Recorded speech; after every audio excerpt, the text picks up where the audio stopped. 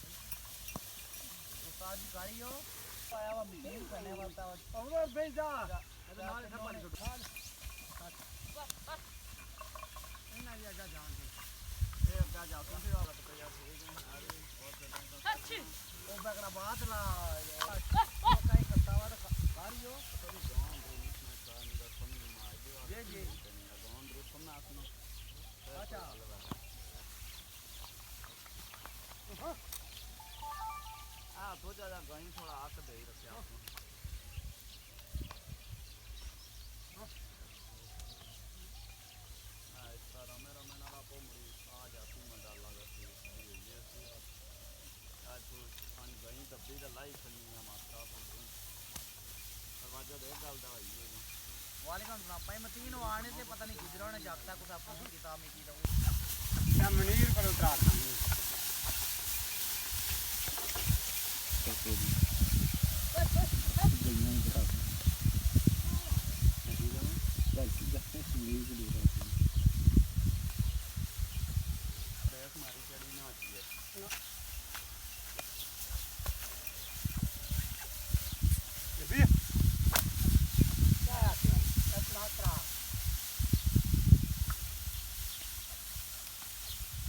कोई नहीं तू उड़ा सा केड़ा कोई बुरना दरिया नासा ना हुन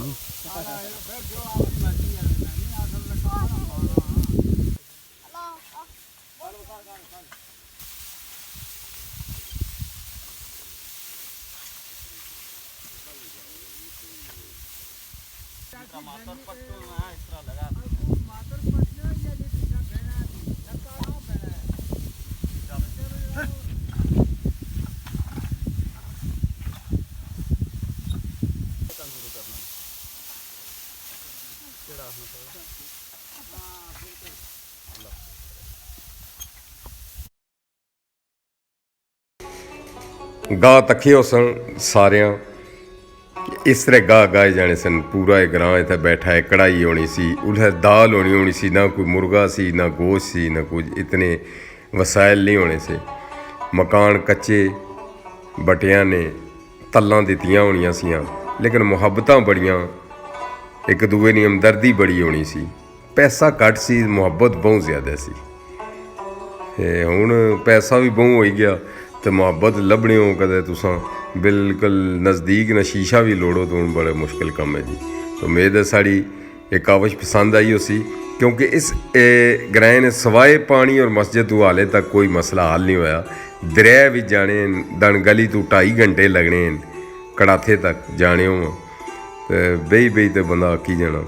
तो इन्होंने लोगों ने भी है कि रोज़ाना आने जाने इतने सब्जियां और सारे सामान खड़ने कश्तियां में दरिया कई बार लत्था होना है, बड़े मुश्किलात होनियां, खतरे होने, लेकिन माशाल्लाह इन्होंने हौसले नहीं दाद देनी पैनी, क्योंकि इन्हों को इतने वसाइल नहीं है कि ये उतों बाहरे इलाके में जाई सकन।